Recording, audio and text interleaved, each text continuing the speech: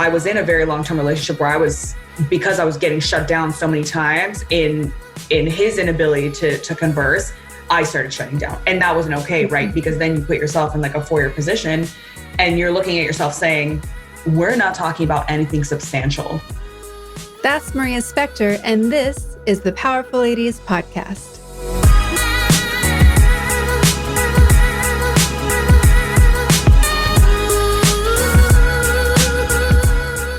Hey guys, I'm your host, Kara Duffy, and on this episode, I had the pleasure of sitting down with Mariya Spektor.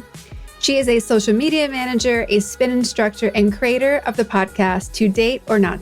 We dive into how to level up our modern relationships, why communication is the key, and how being powerful starts with being brave enough to be honest with yourself and those you love. Before we jump into this episode, I wanted to remind you to come and join my Powerful Ladies Thrive membership. The best way to ensure you live your dream life is to have a community and a coach that will help you get there. And that's exactly what Thrive is for. Join us today. Go to thepowerfulladies.com and sign up to join our twice weekly group coaching calls and get into our next workshops. From mastering techniques in sales to knowing how to better manage your time, and also our clarity kit, everything you need to have your best life and your best business are there in Thrive.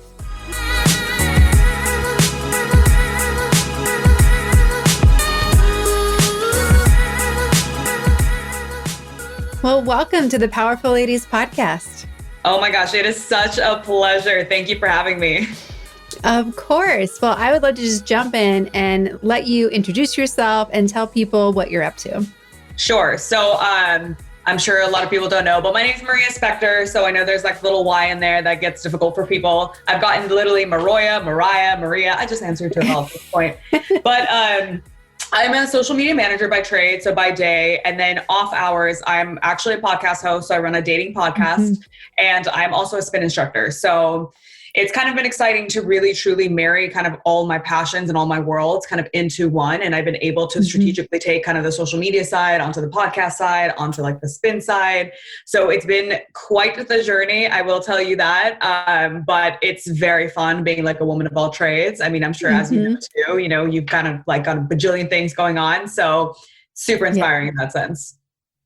And it's fun that way. I mean, it would be heartbreaking if somebody told me I couldn't do one of the things. Yep, 100%. Yeah. So yeah, I'm super lucky. I think that in my sphere, when it comes to social, I've really been able to hone in on a lot of, the strategy side of things, been able to work with a ton of brands. So I've been in like the health and fitness space. I've been in like the B2B, B2C space. So in medical, worked with doctors, worked in cannabis, worked in packaging, and currently work in tech. And then it's like being on like kind of the health spectrum where you're leading a room of like 43 to 50 people, really being on a microphone, and then really taking it on to kind of like the back end intimate conversations of a microphone. So just kind of all over that place in, those little passions that I've got. Yeah. And I got connected to you through Hannah, who was on your podcast. So what was it that made you want to start a podcast about relationships, and how is your podcast taking a different approach than maybe others might be? Yeah. And that's an interesting question, Kara. I think at the end of the day, right, you look at a market and you think, okay, well, this is extremely saturated. So your imposter syndrome kind of sets in and you say, well, how is my voice any different from the next person's, right? Because you and I can run a similar podcast, but what's going to differentiate you from mine? And every single person kind of walks through that path. So I think for me, where all this stemmed is I really kind of struggled and battled where I wanted to be in life. And I think that for a long time, I've really had this crazy interest in psychology, right? And so remembering back to when I was at Saddleback College, because I'm from Southern California. So I did kind of the 2-year JC, then got my bachelor's in marketing. But I said, really just like love, sex therapy. I love the psychology side of things, and I kind of dropped it because I was like, I'm not going to be good at it. I don't know. So I'm just going to hop into marketing, right? Years pass. And, I'm continually in long-term relationships, mind you, like I'm a monogamous girl, like just like love it, but I never got a chance to really date. And so what was interesting is in like 2020, in 2019, I'd ended a 4-year relationship that I was in. And after that, I was going through my career. I had the spin thing, I was happy in so many aspects of my life, but I kind of looked at things holistically and I said, there's this one piece missing and I want to really find myself. And what's interesting is I decided to do that a little bit in dating. And a big reason for that is when you're dating and when you're essentially meeting new people, you're going on that one-on-one kind of mission, you start talking about yourself a lot, right? And I'm not a person who enjoys talking about myself. I would much rather get to know somebody else because I've never been able to learn something by speaking first. Right. And so, right. And it's kind of crazy. So you start, the way that my mind worked was, okay, so then I kind of started getting on dating apps and I'm like, well, what else am I doing? I'm already a social media manager. I'm already on these apps. I'm already kind of like knee deep in content. So let's just try it out. I really almost wanted to be a guinea pig for a lot of my friends too, right? Into saying like, hey, I'm going to start A&B testing certain like lines and phrases. I'm going to A&B test where we go, what we do, how I interact with men. And it just almost became a full year-long experiment. And I realized that I was integrating that a lot in kind of the conversations that I had with people, because I think one of the things that we all talk about, that we all experience is dating and love, but there's no education around it, right? Yeah. And trust me, I'm not coming from like a psychological background or anything that like this is just a personal interest, but we kind of find our way and our insights via like social media or maybe a therapist that we have. But, I think we're really afraid to talk about the deep and integral parts of our relationships and love and what that feels like with our, with our friends, with our girlfriends, with our guy friends, with our family. And I know for me, a lot of kind of like emotional communication has been really taboo. So I'm an immigrated here from Russia at the age of 7. And what I've always been taught is control and hide your emotions.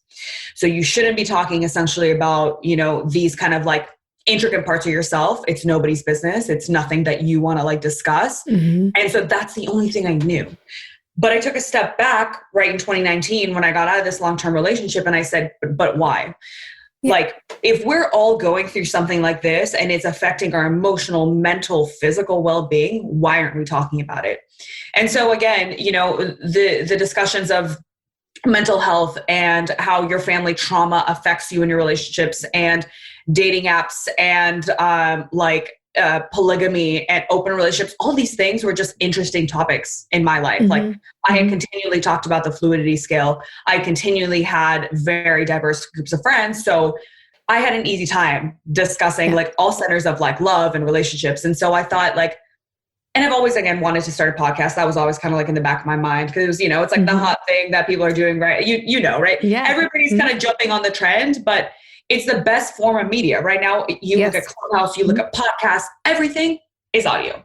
So I was like, why am I not doing this? The biggest difference here is me putting a mic in front of my friend and I having the exact same conversation. Yep. So I went through and decided that, after I had kind of like dated, I'd really taken that experience. I had sat on many people kind of recording podcasts. I decided to just jump in, and there's no right time to think like, today is going to be my day. Or like, you know what, first, like I'm launching a podcast. No, like I hopped into it. I just said, you know what, I'm going to do it. Ran into Canva, did all my branding, already had the social media background. So I knew how to like engage my friends. I knew what to do. I knew like how to, your post frequency optimization, like that was already there. And from then on, I kind of like launched the pod, and it's been such an incredible experience because the amount of people that I have had reach, and mind you, my whole idea is not to grow like my podcast page. It's just a supplement to my podcast itself. But the amount of outreach I've had from friends and from, married family members, whatever that may be, are coming to me and saying, I paused in the middle of your podcast, looked at my husband and said, hey, I think that, say like finance is a discussion that we should have, or how do you feel about X, Y, and Z? Or did you want to ever try like an open relationship? And I've even had a partner too that had said like, that had come to me and said like, wait, but what do you think about X, Y, and Z? And it all stemmed from these conversations that I was having within the podcast.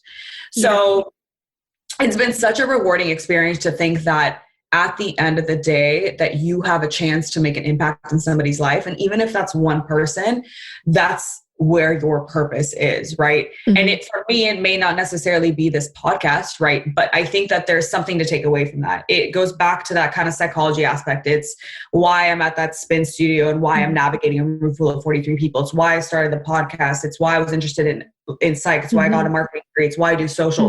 All these integral pieces that are kind of put together, but they supplement everything that you do. And that's kind of the overarcher of like where that podcast essentially stemmed from. Yeah.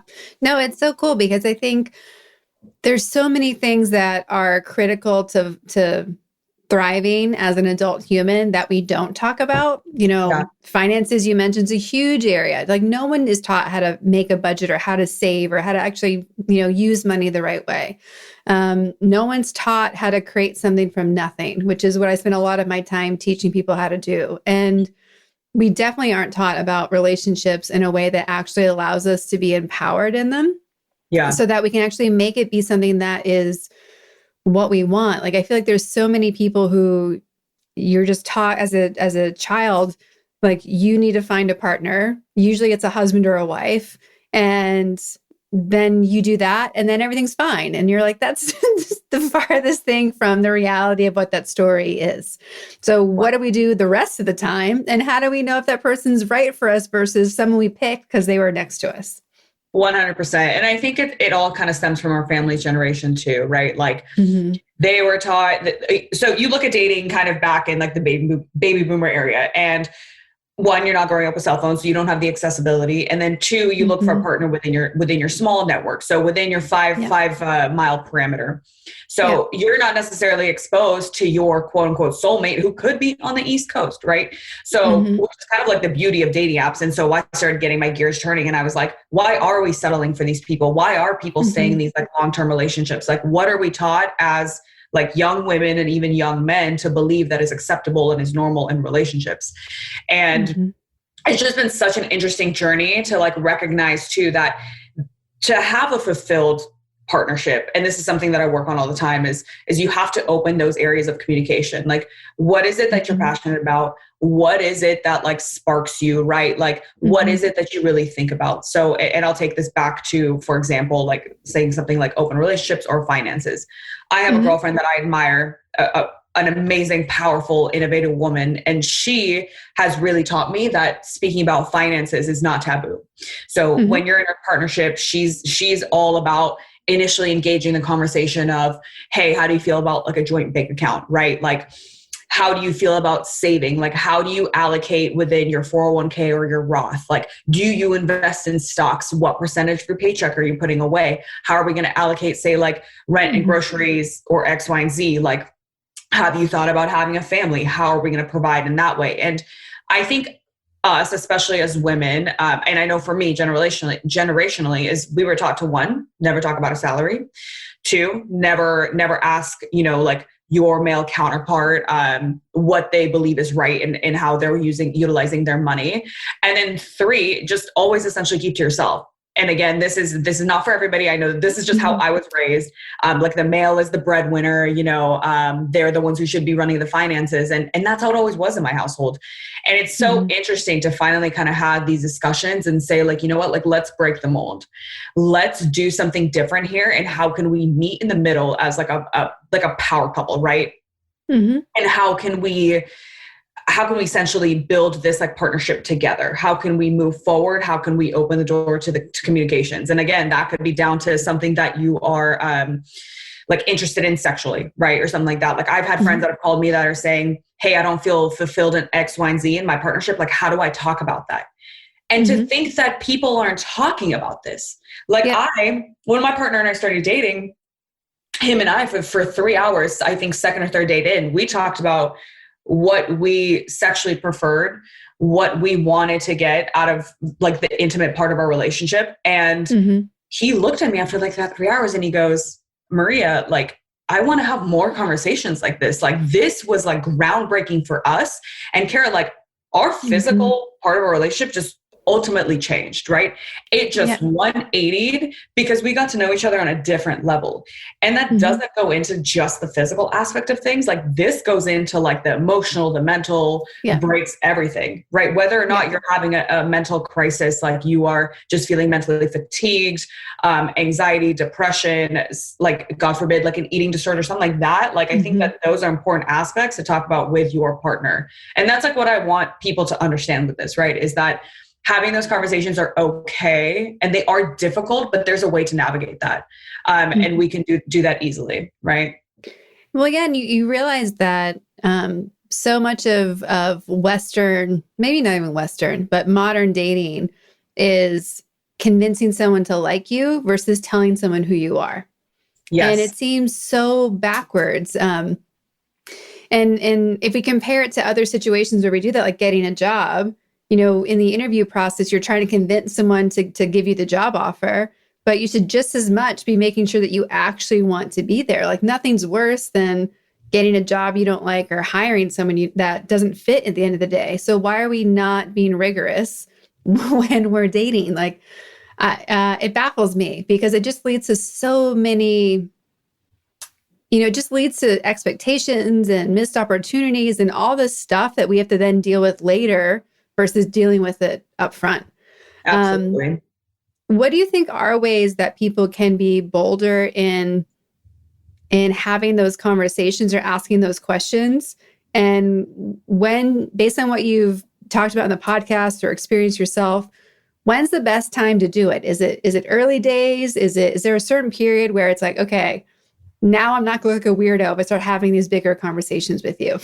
Yeah, no, I totally get that. And I want to make it clear too, again, like I'm not coming from this from like a psychological standpoint. Like, again, it comes in interest, but I'm a marketing major. I'm not like a psych major, although on the horizon, baby. But But I think that one, it comes to awareness. So you have to be aware that maybe this is a skill that you're lacking, right? Maybe that you aren't able or you're scared to talk to your partner. And that's going to be step one, right? It's almost like a rehab program where you're saying like, okay, like this is a skill that I just need to fix.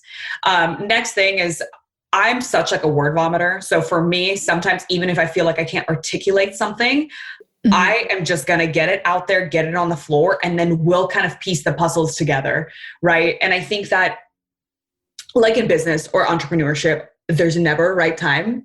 And communication is difficult, but it is a skill. And I think it's a muscle that you can continue to flex. You can continue to learn, but you have to be wanting to change and you have to be wanting to learn. And so I think that like, again, it's recognizing that there is that problem or that lack of communication. And then it's stepping up and saying like, hey, maybe we make it a point weekly, or like, hey, I have this on my mind, like, let's talk about it. Or just looking at somebody and saying, hey, I'm just going to speak and I just want you to listen. So again, it's just really approaching it with confidence and the ability to say like, this just needs to happen. And you just being the person to kind of take that lead, because, I was in a very long-term relationship where because I was getting shut down so many times in his inability to converse, I started shutting down. And that wasn't okay, right? Because then you put yourself in like a foyer position and you're looking at yourself saying, we're not talking about anything substantial. And and that advice can even go down to work, right? Because you think you're having a conversation with your boss, you're working there for 2 years, but you're dealing with mental struggles that they don't know about. Well, how is that person supposed to know that you're dealing with somebody and you're underproducing at work if you don't communicate with them, right? So again, it's just recognizing that there's a problem with whoever you're dealing with and just coming to the table, no matter how you say it. And maybe you're not screaming and crying, but right, taking a step back and saying, hey, like we just need to talk about this, or I'm going to tell you something, or even admitting to say, this is the first time I'm having this conversation. So I kind of just need you to work with me here, and just putting it out on the table. And the sooner that you do it, the better it's going to be. Again, never going to be a perfect time, but there is going to be a time that you need to do it. Well, and I think looking for the better time to do it just delays it. Like it's almost like one of those Band-Aid things. Like the sooner you talk about it, the less awkward it becomes, the smaller it is, the less significant it is. We all know that when something's festering or in the back of our mind, it gets bigger and bigger and scarier. So how do we say things when they happen versus waiting months, years, a decade to bring it up? Yeah. But I think also in what you're saying, I hear a belief that talking about it is always going to be better than not talking about it. Because I think a lot of people get nervous about that, right? Like they're afraid to bring it up because they're afraid that saying it is going to change something in a negative way, which I'm not. I believe the opposite, and I think you probably do too. So where does that underlying commitment or belief do you think comes from that talking about it is better than not? That's a great question.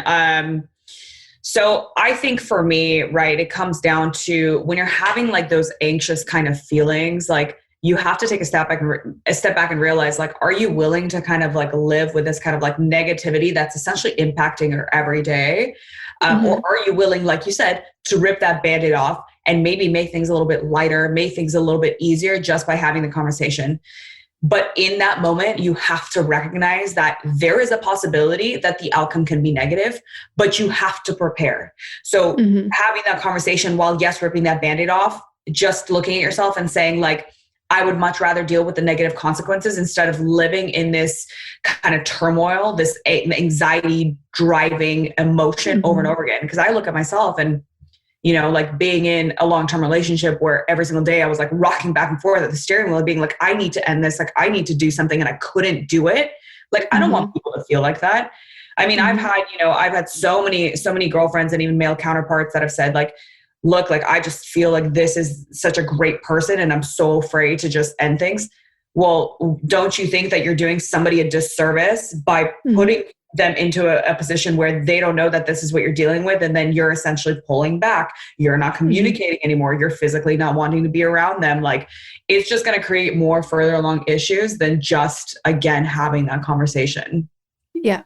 And any negative things to me would be short term too, right? Like, it's, if someone reacts negatively to something that you need to share or talk about, that's always a sign to me that, okay, there's somebody else who wants to have that conversation or wants to talk about that. So there's, we're so accustomed to like holding on to things sometimes. And it's like, especially in dating, it's like, why? Like, it's almost like in entrepreneurship, they say like fail fast, test and fail fast. And it's like, why don't, again, another thing we could easily implement into dating.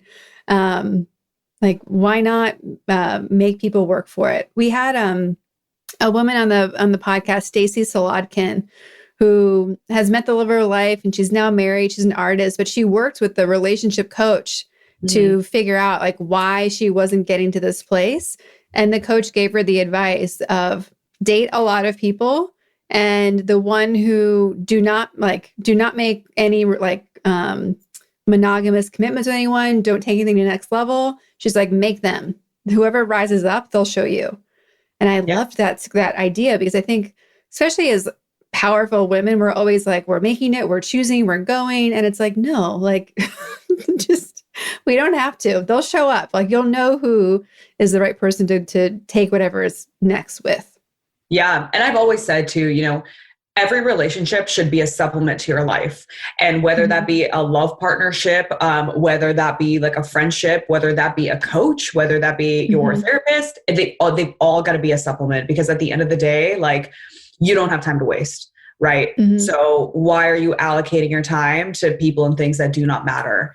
And so I love that kind of like advice that you brought up, because it's true, right? You're going to just keep dating. You're going to keep doing what you're doing. And that right person is going to step up, is going to be there for you. And at the end of the day, like, if they're not, good riddance, you know what I mean? You yourself is all you need.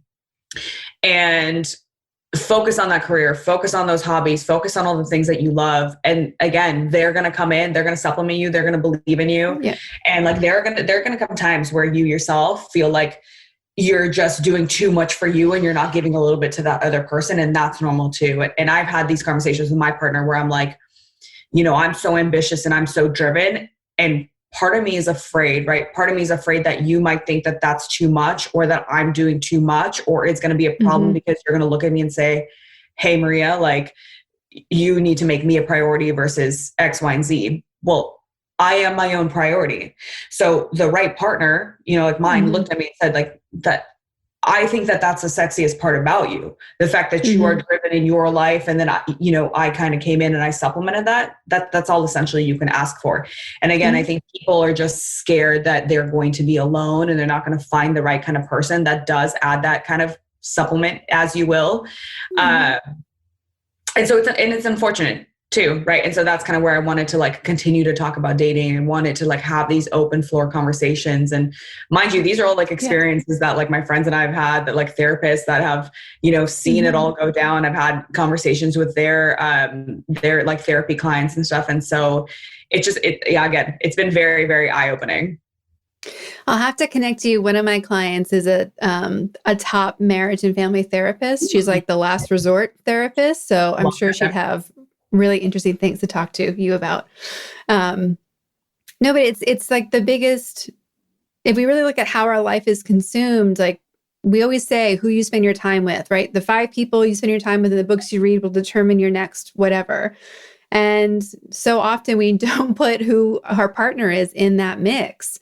Yeah. And it can seem intimidating to look at it that way, but I almost think that the preppy approach, like the very traditional East Coast Anglican, and I don't even think it's East Coast, I think it's just more traditional conservative perspectives anyway. Like when picking a person, like if you ever seen a movie about a president or a future president, like being strategic about who can be the first lady and who can't be, and knowing that's where you're going. There's something about choosing for how your life works and what they do in arranged marriages that it sounds so unromantic, but yet there's so much of life is not romantic. So how do we balance the passion romantic side of love and the very practical, is this going to work space? Like I don't have an answer, but I'm always curious about how do we get that balance back? That's interesting that you brought that up. So I just recorded an episode with one of my really close friends. She's Indian and her parents were actually arranged. And so we went into like the full scope of things because I had the same questions. I was like, well, like, I can't imagine like being with a partner, meeting them like on the phone and then on the phone having a 15-minute discussion and saying, okay, we're good. Like, let's get married. And you get married at like your like moon and star sign date and time and whatnot. But one of my girlfriends brought up a really good point, and she had said, the reason why arranged marriage works is because it is focusing on like a business partnership, right? And you think about how do you partner with like people that you run your entrepreneurial business with, right? And it's making sure that there is compatibility in areas that you lack. And they're not looking at this kind of woo-woo, like stars align, butterflies thing lasting for the next 30 years. Like that's not it, because we all know that that goes away, right? So how are you going to continually make those steps and work towards kind of like that profitability, like within your relationship? So I think it's really just necessarily like doing the work and recognizing that those things fade, because I think a lot of people live in the clouds when it does come to relationships. And most of the time that shit is ugly. Like, I mean, even like the last 2 months I've been going through, and I just ran an episode about this too, but I started dealing with a lot of anxiety, depression, which being 30, I've never had to deal with in my entire life. Now, again, culturally speaking about all those things was, oh no, my mom was like, oh, our therapy was vodka and some cigarettes. And I'm like, Mom, like that's not, I was like, I need to be a professional. She's like, you're fine. And I'm like, no, I'm not fine. As I'm like sitting there, like crying on the phone. So it's kind of interesting, but if you have a partner with you as you're dealing with these like crazy emotions up and downs, I mean, he was like watching like me cry up and down or being like, I can't do this, or like rocking back and forth. I mean, this is something that I've never dealt with. And having somebody just to deal with not deal with the ugly, but be there for you through the ugly, but also be there for you when you're at your best 10 out of 10 self. Like that's the kind of partnership that you want to deal with. Whereas I have had partners, and I know a lot of girlfriends that have had partners where they're going through something and they look at you and they say, you're fine. Or I don't understand. Like your life is perfect. What do you mean? Like it's not about that. There's going to be a chemical imbalance that you're necessarily dealing with, and that person needs to support you and be there for you. And I think like one of the things that I found is like, if you are dealing with something messy or you feel like you're rock bottom and your partner is reacting in that kind of way, they are just not necessarily the partner for you, because again, like that's not going to be your first time. It's not going to be your last time that you're dealing with something bad. Now, imagine if you have kids, imagine if you have a mortgage where you like lose a job or you become handicapped or something happens, right? You have to build a partnership with somebody, and you have to understand those things are going to happen. But if they assume that your 10 out of 10 is going to be consistent for the next 30 years, like boy, are they wrong. So again, right. Opening that door for communication. Yeah. Maybe even the next 30 days. Yeah. Right. I'm like, I don't know what's going to happen tomorrow. Yeah. Well, and to me, it's such a sign of maturity when and this happens even in leadership positions, right? If you're managing people, We look at people and we want them to be one thing because it's easy for us to manage. When we realize that all humans are on this spectrum where one day they're a 10, one day they're going to be a 2, then a 6, then maybe a 0, maybe a 10 again. Like, how do you see the actual person and know that that person and all of their amazing qualities don't go away when they're having a one day? It's just how the world is impacting them that day. Like, how can you see through it? Because an immature person's going to be scared when they see you in different phases and think it's not you. But clearly your partner who's there with you through those things knows that there's the core of who you are, and that's who they're in a relationship with. Yeah. They're not in the relationship with the superstar. They're not in the relationship with the person crying in the corner. Like, it's this core person. And it's hard to find people who can see you in that full spectrum of who you are. When you do, it feels awesome, but it's really hard. And that's why I think sometimes our closest friends or our girlfriends or our best friends can see that more because there isn't this pressure for us to be the 10 at any time with them. Like, they don't care if we're a 10. In fact, sometimes if we're all 10s, it gets a little competitive. So it's, you know, who understands that you can be struggling and be on your own journey and be awesome at the same time. Yeah. And I think a lot of it comes too from like emotional intelligence, which a lot of people lack.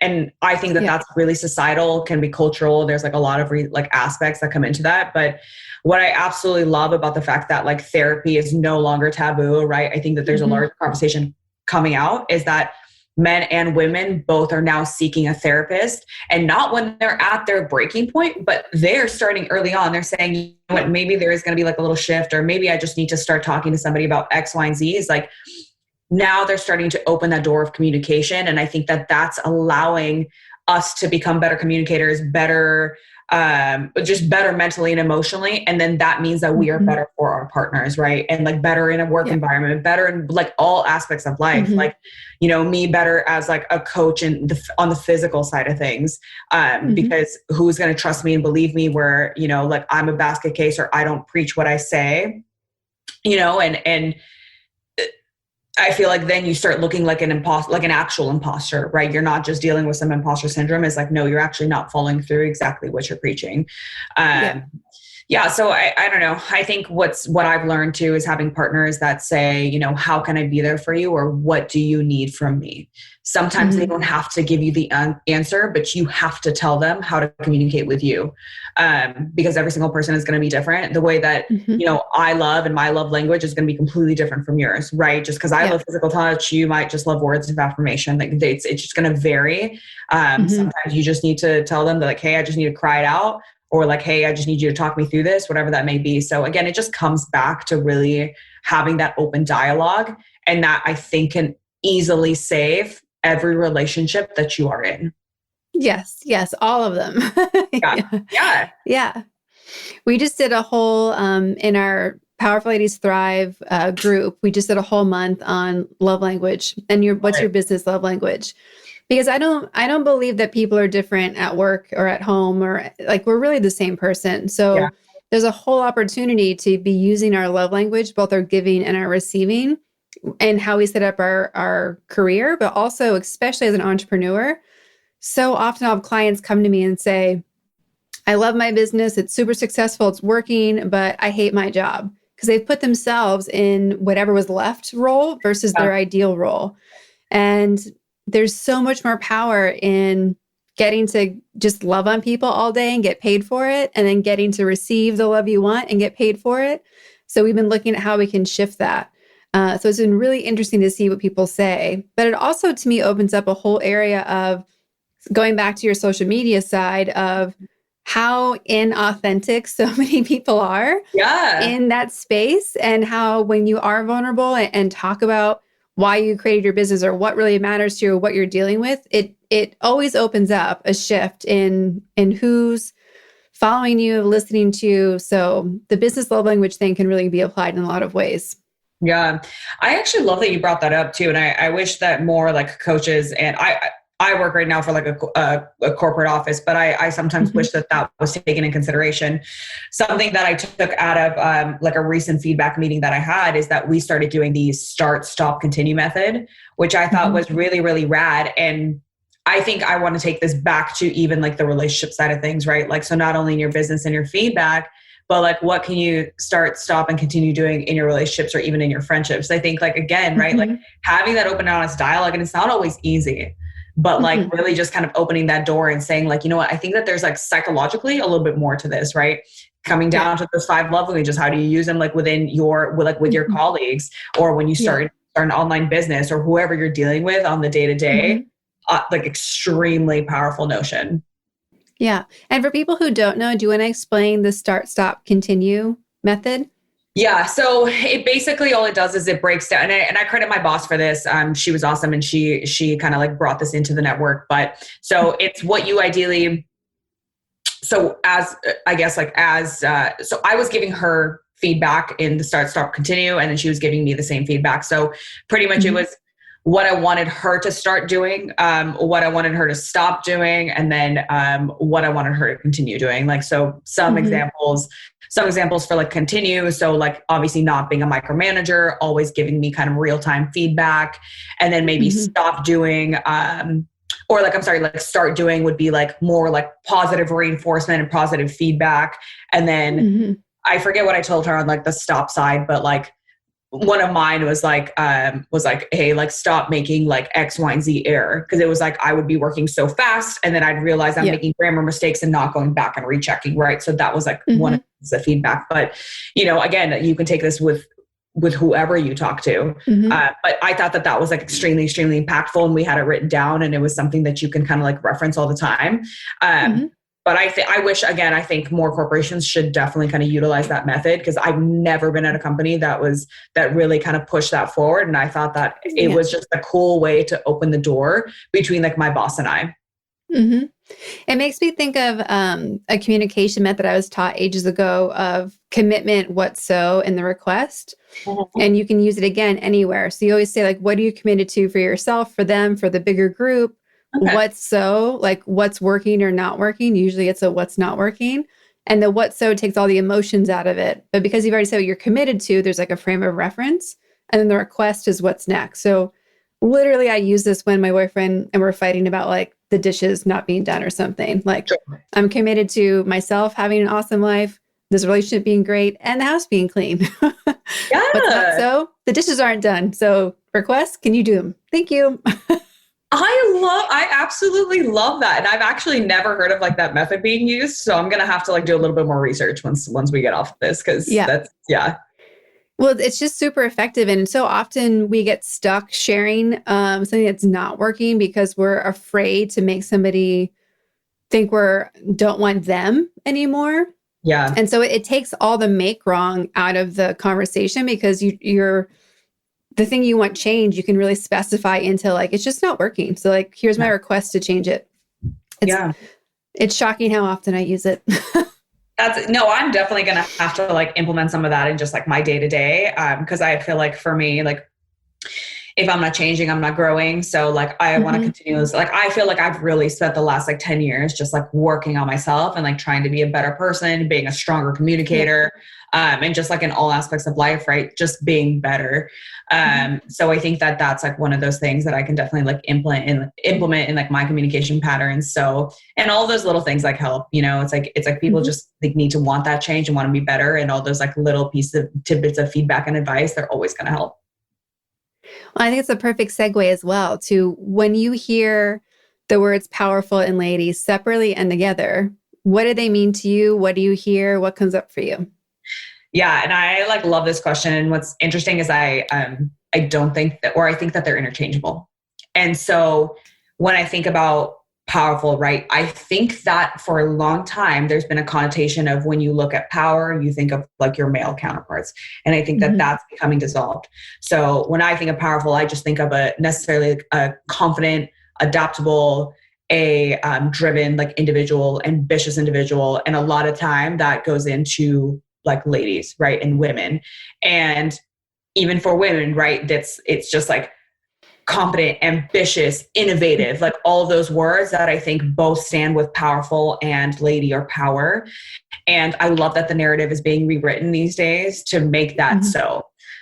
Because for a long time, I think that like, I've had women like this, I really didn't feel that way, or they felt that they were not empowered in their like, careers, in their like love lives, whatever that may be. But I am so lucky that these days that I have these like, again, like innovative and incredible women that are just so smart and so driven that push me to be a better person every single day. So again, when I think of those words separate and together, I think of them, and then they make up who I am. So because then we can become this like powerful group of incredible women and even men that together just like flourish and push each other to just do better and be better. The amount of days every day that I get a phone call from, incredible women, men that are like, hey, like, give me something good, or like, what did you work on today? What are you reading these days? Like, those are conversations I want to have. And those are the powerful people in my life. Again, both men and women that I just like love to continue to house. Yeah. Well, I love books. So what books are you reading now? So right now I'm kind of like married between a few. So Whitney Cummings's book, I'm Fine. Just kind of like her journey. I don't know if you know her, but if anybody's seen her stand up, she's hilarious. I love, right now I'm also in between Seth Godin's This Is Marketing. And then on Audible, I've got Michelle Obama's Becoming. So, so I can't commit to one thing. So I'm committing to multiple.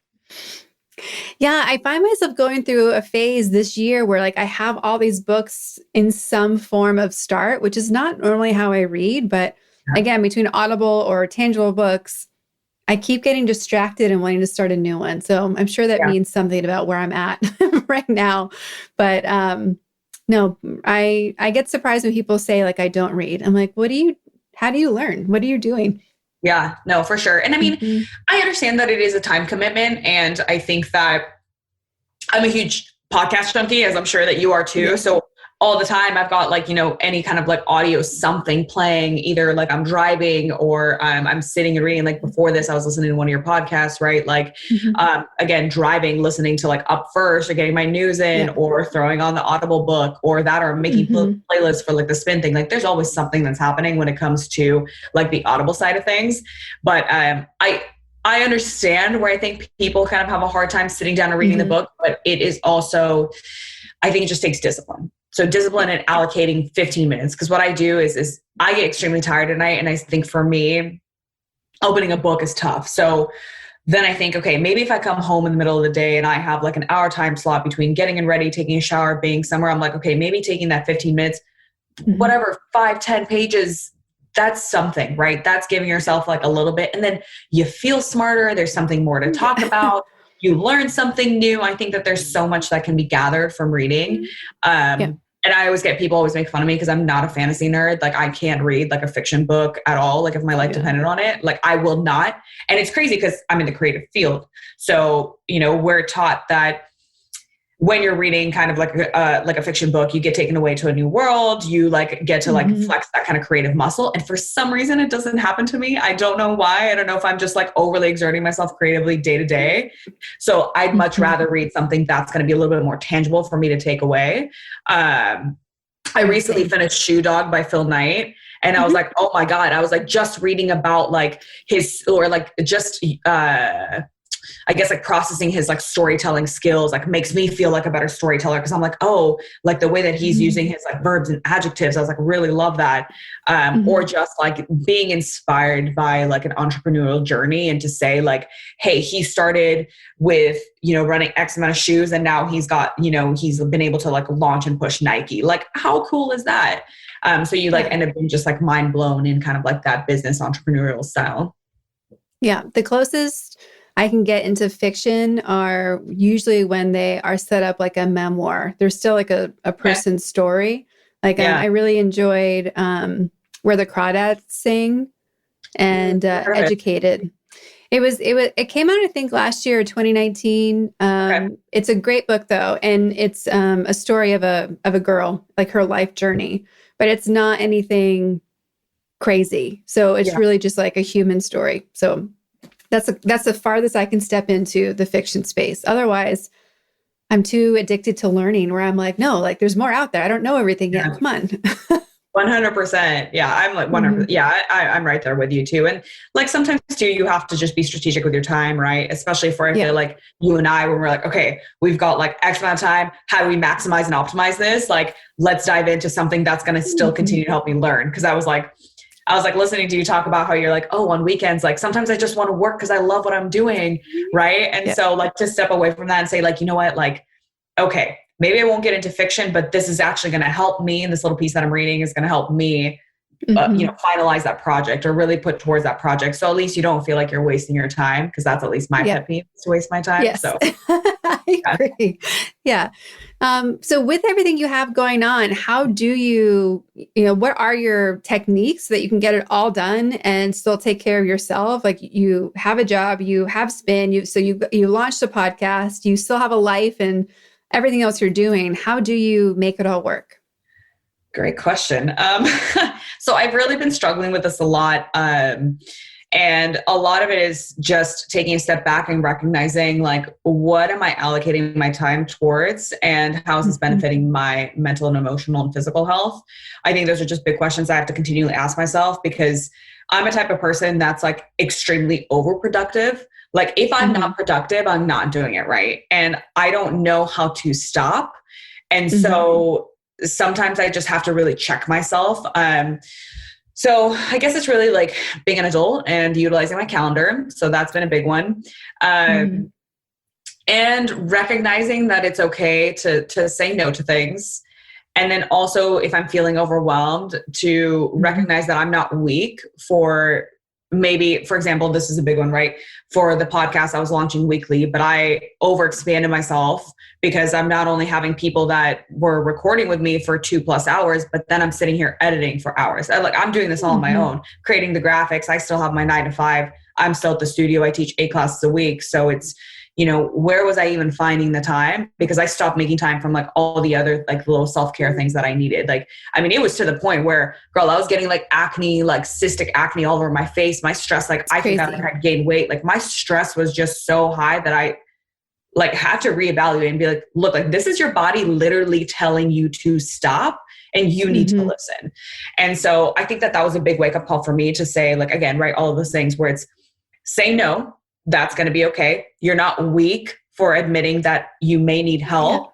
And 3, like use your calendar and really kind of like stack your time. And even if you make blocks in your calendar to say, hey, Monday night from like 6 to 9, I'm just going to sit on my butt and do nothing, right? That's okay. That's a form of self-care or, whatever, read that book or have a glass of wine in the shower, like whatever it is that you need to do to like decompress. I think that like for me, those like little things have been like huge movers and like they just changed the way that I really like stacked and organized my time. Yeah. And I appreciate that you shared an example of having wine in the shower, which I only thought people like me did when I was like, how do I have a glass of wine and get ready to go out?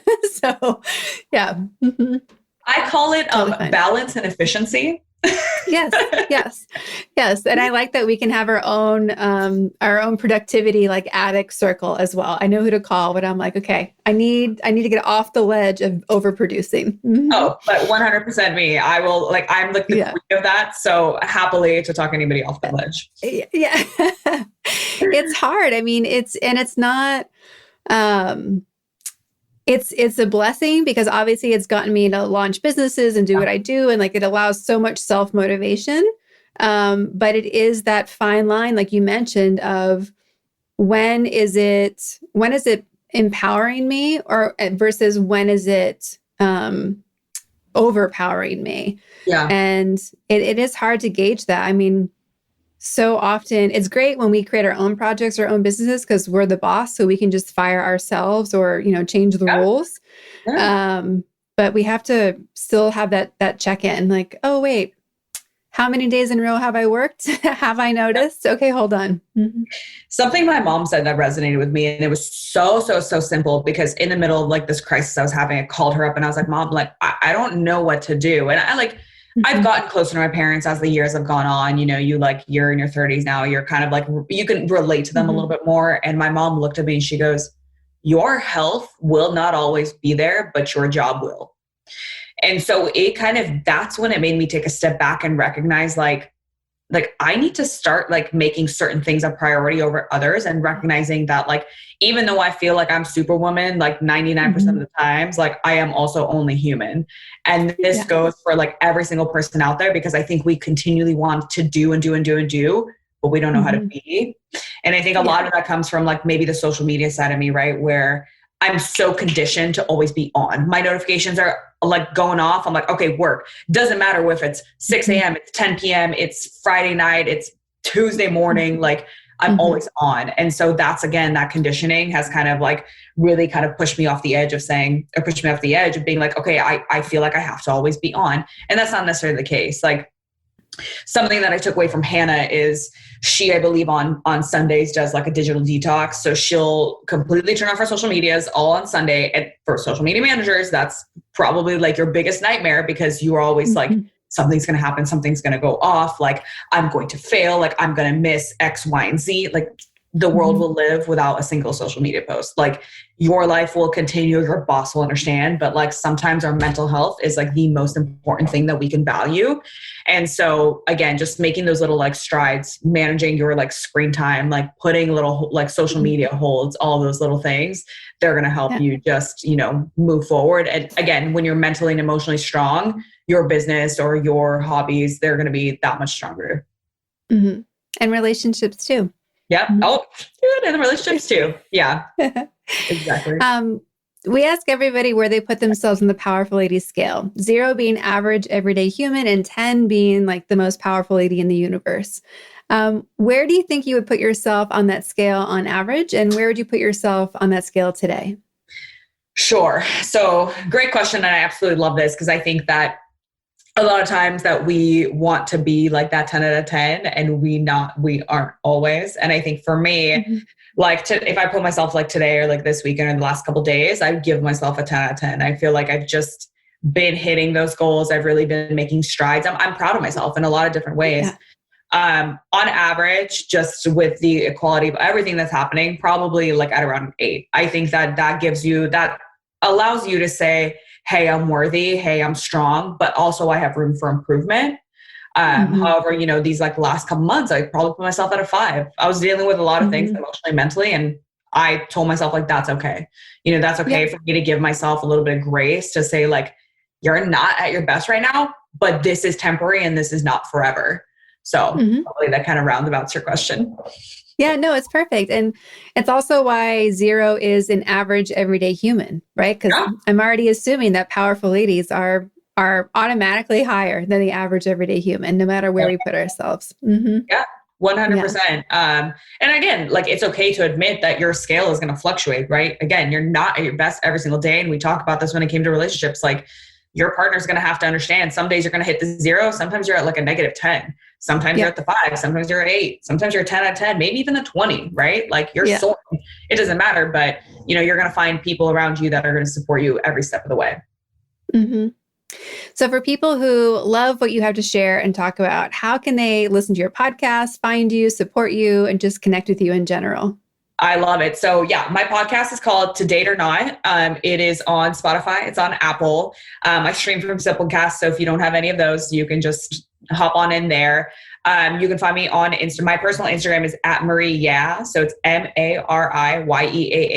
And then you'll find links to my To Date or Not podcast page. I mean, it's just @To Date or Not podcast. But honestly, I'm super accessible. Like I'm always, I teach at Bike to the Beat studio. So if anybody's in the Orange County area, like come through. I'm out in Tustin, so it's always a good time. So I'm kind of all over the place, but primarily social media is my game. Perfect. Well, it has been such a pleasure to meet you today and talk about all these things that matter to both of us, and to really talk about the relationship piece, because we don't talk about that a lot on this podcast, and it's such a huge part of everyone's life. And it's just been really great to share your perspective, and it's so supportive and encouraging. And I really can't wait to hear what people got from today and what they're taking on by listening to this podcast. So thank you so much.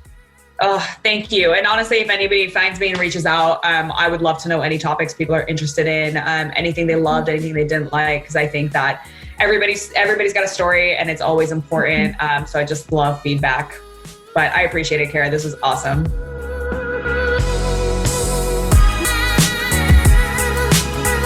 Thank you for listening to today's episode. All the links to connect with Mariya are in our show notes at thepowerfulladies.com/podcast. There you can also leave comments and ask questions about this episode. Want more powerful ladies? Come join us on Instagram at Powerful Ladies, where you can also find some free downloads to start being powerful today. Subscribe to this podcast and help us connect with more listeners by leaving a 5-star rating and a review. If you're looking to connect directly with me, visit karaduffy.com. I'd like to thank our podcast producer, composer, and audio engineer, Jordan Duffy. Without her, none of this would be possible. You can follow her on Instagram at Jordan K. Duffy. We'll be back next week with a brand new episode. Until then, I hope you're being powerful in your life. Go be awesome and up to something you love.